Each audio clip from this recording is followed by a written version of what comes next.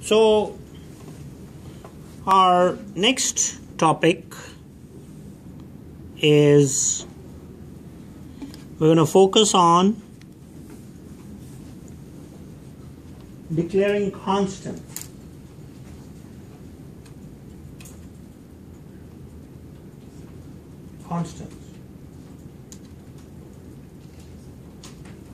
So constant is always constant.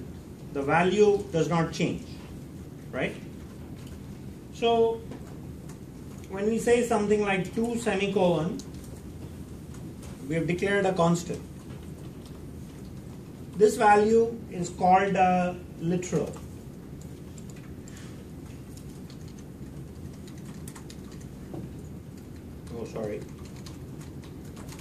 Literal. So you'll hear the term literal pretty often, and that just means a value for any data type. So this is a integer literal. This is a float literal.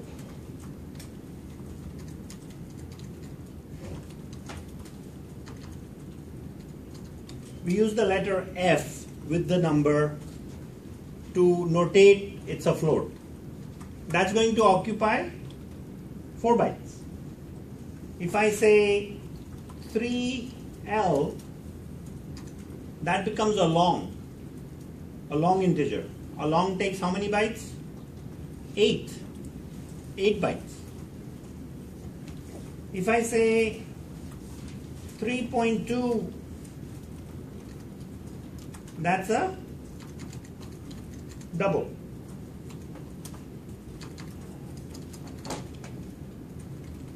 If I say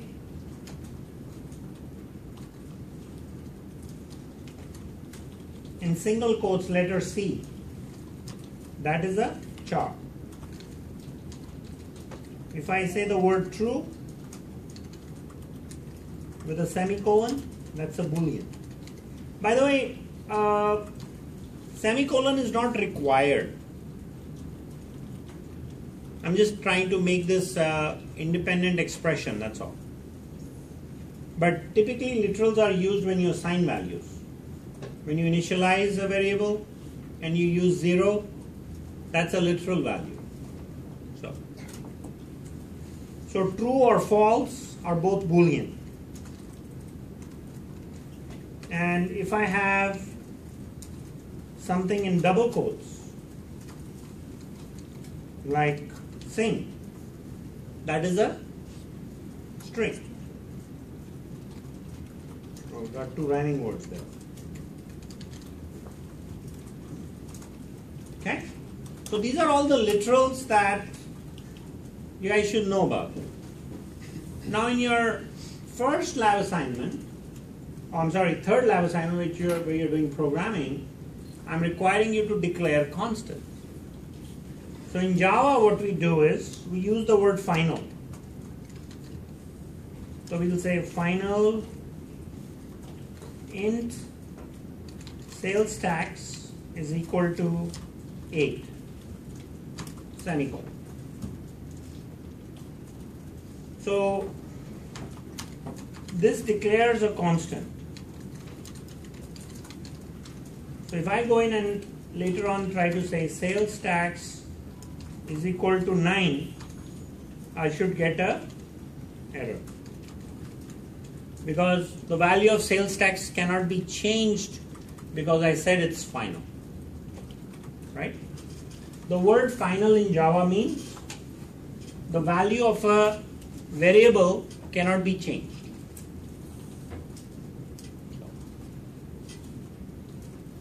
Final is also one thing you're going to give at the end of the quarter. A different meaning, however. All jokes aside, these are the 2 types of constants you want to know about. Get it? You can declare literals and you can also declare constants just like you declare variables, except you put the word final in front and yourself. So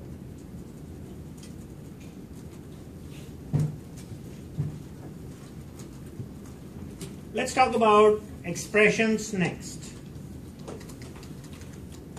And just so you know,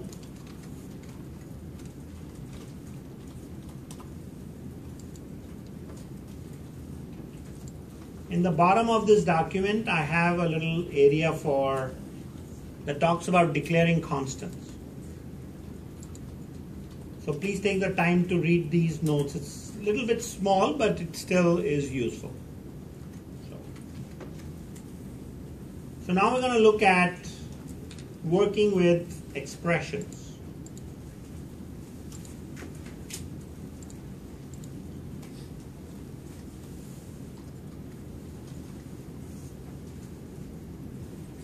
So you need to know the basic operators for the first assignment. We have over 30 plus operators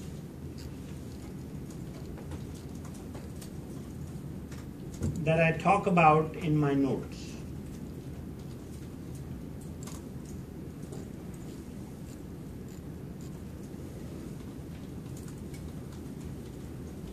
You see, here is the list of all of them. And we'll learn all of these eventually. Okay? I'm going to focus on the basic ones for today. So I'm going to focus on the arithmetic operators. And we have addition, subtraction, multiplication, division,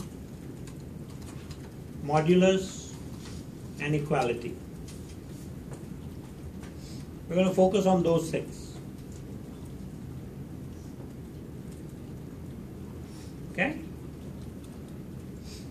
So what we need to tackle with expressions is usage of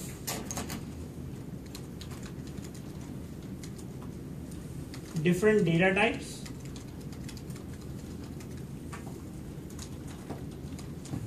If you use one data type in an expression, life is easy.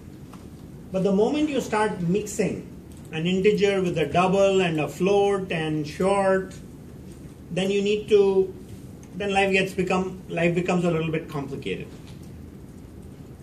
So we need to talk about the usage of different data types. We also need to talk about the order in which operators are evaluated. Like with arithmetic, we know that division, multiplication, and modulus. Is everyone familiar with this percent sign? It's the quotient and remainder thing. So, and then you have addition and subtraction. And then equality is the last. This is the order. So we carry out division, multiplication, and modulus first. Then we carry out addition, subtraction, and then equality. This is called precedence. So there's a technical term for it. It's called precedence. It's the order in which the operators are evaluated. So internally, in any time you have to sit down and write a language, and you have to tackle all the operators, you go in and give a priority. It's usually with an integer value. You give a priority and you say, like in this case, multiplication, division, and modulus has higher priority, maybe a higher integer value. Or however the precedence is set up, we don't care, as long as it works. And then you have addition, subtraction, and equality gets the lowest priority. Now, when we have same precedence given to division and multiplication. If we end up with division and multiplication together in the same expression, what happens? See, then we have a problem, right? So we say int x is equal to 55, and we say x is equal to x multiplied by y, or multiplied by x minus x divided by x, right?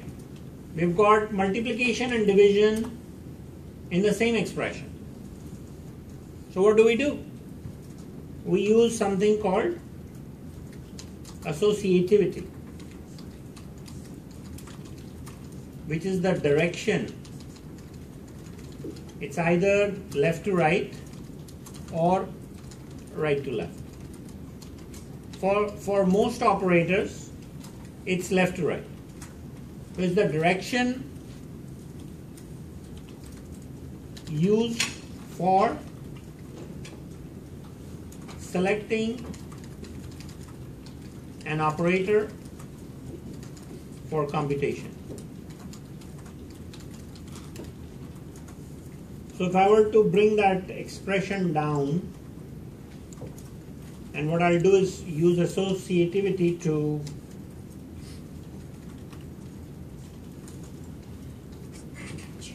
so multiplication will be first. We are going to go left to right. Multiplication is first, division is next. And then, once I get the result of those two, I will do the subtraction. Then I will assign the result, because assignment has the lowest precedence. You all see that? See, the order in which we compute is important here. And I'll give you, in exam questions, I'll test you on precedence and associativity. I want you to know the definitions and how to apply. Yes? As a result of the multiplication and division, whatever result of that goes into the new x. Correct. Right. So, just for simplicity, if I may, let's make that 5. So now we can do this in our head, right? 25. So for multiplication I get 25. For division I get 1. So I have 25 minus 1. Now I'm going to do the subtraction. The result of the right hand side of the expression is 24. I'm going to assign that to x. So the new value of x after computing this is 24. That's how it works. And in the exam, I'm going to expect you guys to demonstrate precedence and associativity like this. Okay?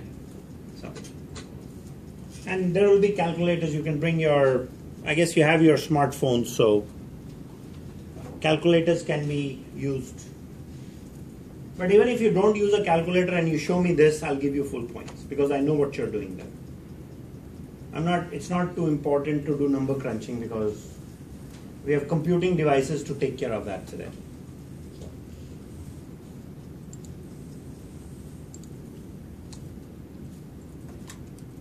So, while it's nice to understand precedence and associativity, I can use parentheses. See, then the rules of precedence and associativity are all thrown out of the window. What happens? Now I'm going to subtract first, and then I want to divide, and then I want to multiply. You have used parentheses and expressions before, totally, right?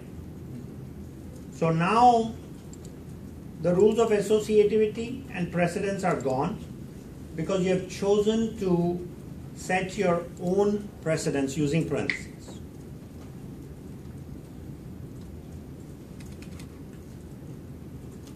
So the first thing I'm going to do is the innermost bracket set. Those have to be balanced, right? The left and right side. Number of left parens is equal to number of right parens in an expression. So I say we take 1, and then after that we do the division, and then I do the multiplication, and then I do the assignment. So compute this in your head. 5 minus 5 is 0. 0 divided by 5 is 0. 5 multiplied by 0 is 0. X is 0. So it makes a difference, right? The value went from 24 to 0 depending on just changing the order of evaluation. Simple math. Of course, you know all this already, but we are computing all of this in the right-hand side of expression and assigning it to the left side. Totally opposite of what you know from math. Because there we have compute the left-hand side of the expression and assign it to the right side. So we are inversing that, right?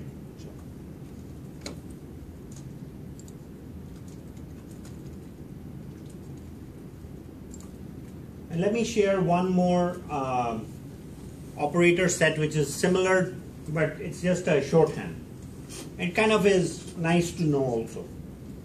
So we'll declare x and y.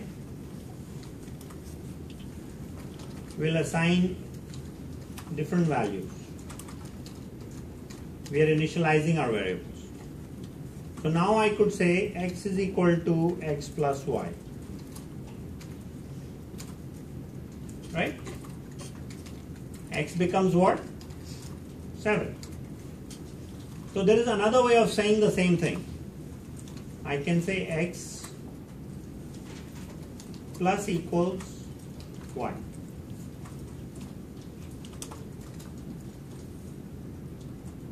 It's a shorthand. Like typing that one extra character is going to cost me a lot of calories. Right? We have these operators: plus equals, minus equals, and so on. I think you can extrapolate from this.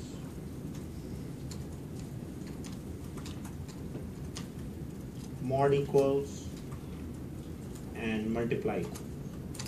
It's a little shorthand. So these two things do exactly the same thing. X equals x plus y, or x plus equals y. Those are the same thing.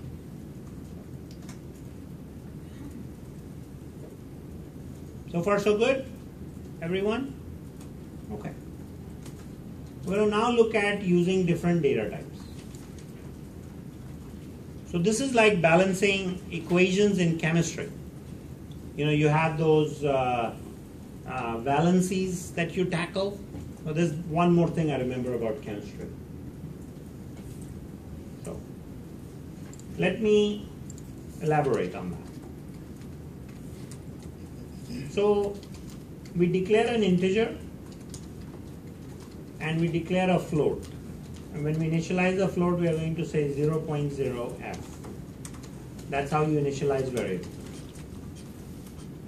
And let's actually declare a double as well. So there is my salary.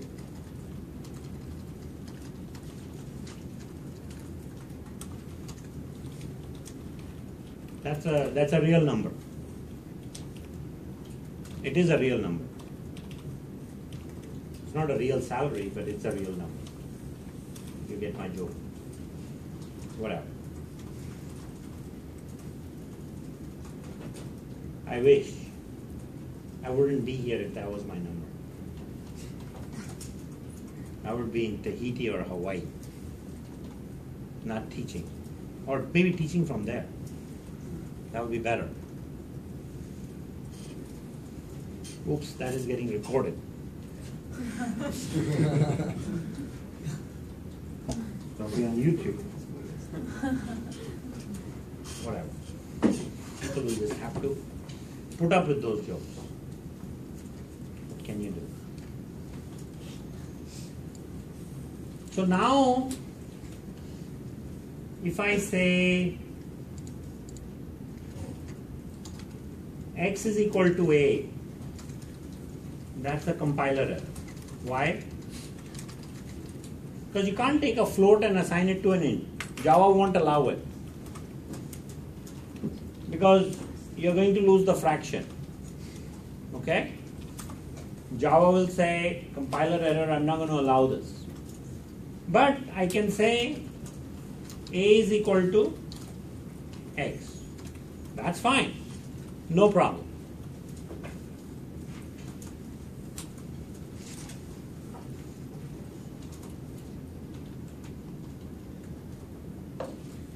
If I say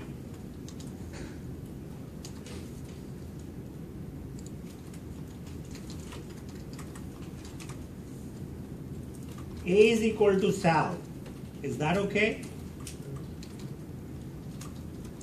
Sal is how many bytes? 8. A is how many bytes? 4. Try to put 8 into 4 bytes. It's like saying, how do I put an elephant in a fridge?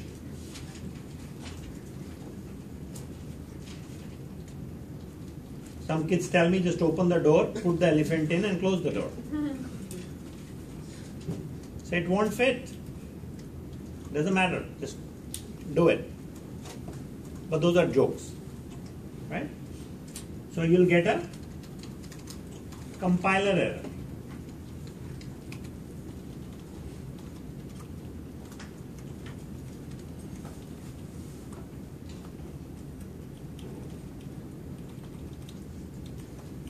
So if I say x is equal to a plus Sal, obviously what happens here? Now what do you do?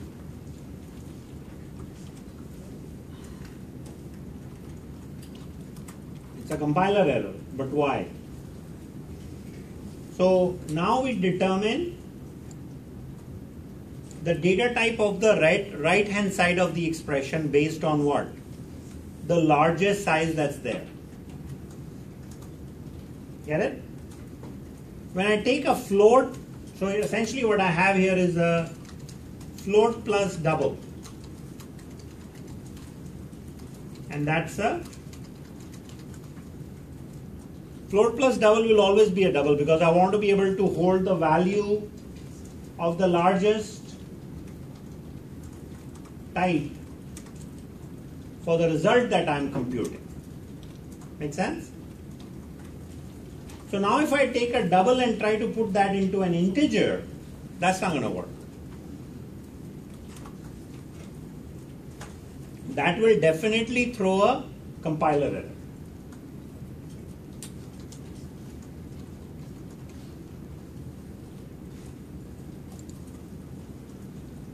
However, I can do this. I can say Sal is equal to x plus a.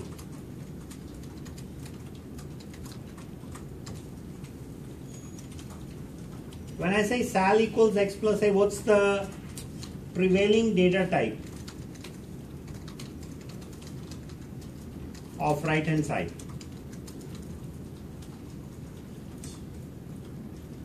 X is integer, a is float. What do you think is the prevailing data type, integer or float? Float. Why? Because you want to be able to save the fractions. So internally, Java will basically decide to use the float type. So here is the order: byte, short, int, long, float, and double.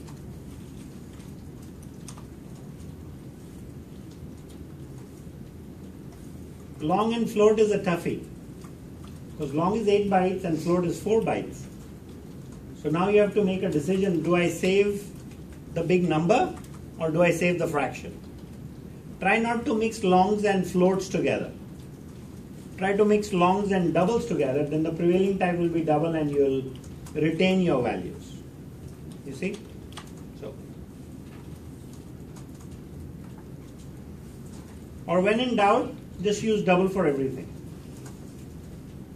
You use more memory, and today you have plenty of it, so you don't have to worry. So,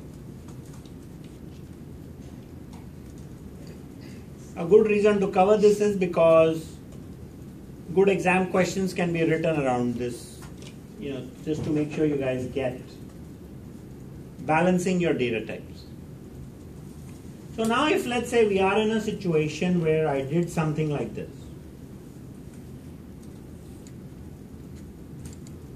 And I'm just adamant in making the language, making my expression work in this situation. So what I can do is I can say, okay, let the value be computed for A plus Sal, whatever it is. And I'm going to lowercase, I'm going to cast it. This is called explicit casting.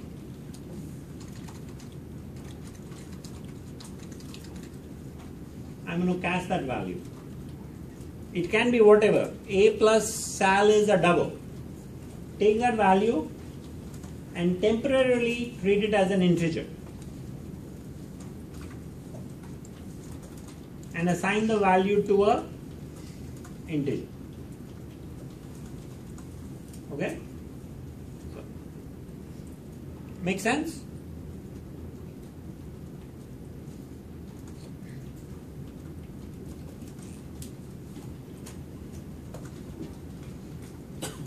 Explicit casting. Now, if there is explicit casting, there must be what? Implicit casting, right? Well, what do you think is going on here? Implicit casting. Because you can keep adding and multiplying with x. And now you have this big old expression where you're saying integer plus integer times integer is an integer. But now I'm going to take the result of the right hand side, which is an integer, and assign it to a float. Implicit casting. Implicit casting work as long as you are following this rule. Right? So if I gave you an exam question, guys, make this work. How can I take an expression like this and make it work in Java? Then you say, well, there is something called explicit casting, and you can use this cast operator. This is an operator in Java. You specify the data type in brackets, and you can only use one. And if I don't have these brackets, I'll still get a compiler error. Why? Because then I'm saying, look, treat A as an integer, which is a float. So now I've got the highlighted part of the expression as an integer. And I'm saying integer plus a double is a double. Right? Try to assign that to a float, compiler error. So what we want to do is set the precedence. And we want to say, guys, let's go do the addition with whatever, with all the values that are stated. Let's come up with what? A double. Then convert the resultant of the entire expression to an integer to assign. And then we are happy. So the data types and expression topic is where you create the most issues in your software. And there's a very easy way of managing that as long as you keep the heavyweight data types on the left side and the lightweights on the right side, you're fine. You don't get compiler errors, right? So, let me introduce the concept of integer division. So, this is another place where you will create bugs. Not intentionally.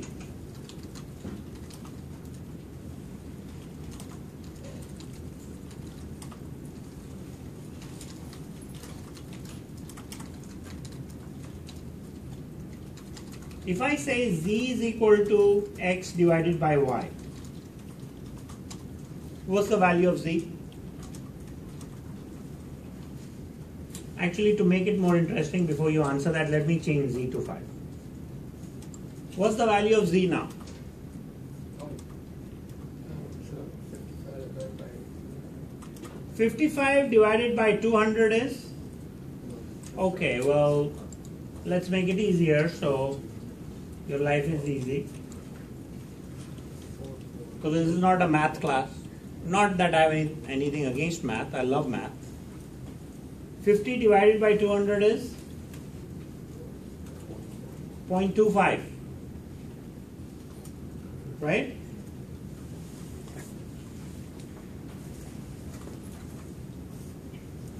I'm not going to record that. Well, I did. 50 divided by 200 is a quarter. Quarter is 0.25, 25 cents, quarter.